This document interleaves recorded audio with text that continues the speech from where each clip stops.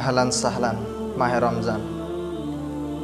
সম্মানিত দর্শক, আপনাদের সকলকে জানাচ্ছি রমজানুল মুবারকের শুভেচ্ছা ও স্বাগতম।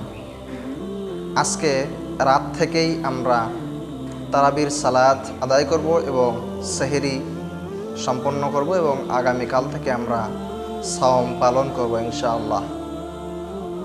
আপনাদের সকলকে রমজান মাসের স্বাগতম জানাচ্ছি আমাদের চ্যানেলের পক্ষ থেকে।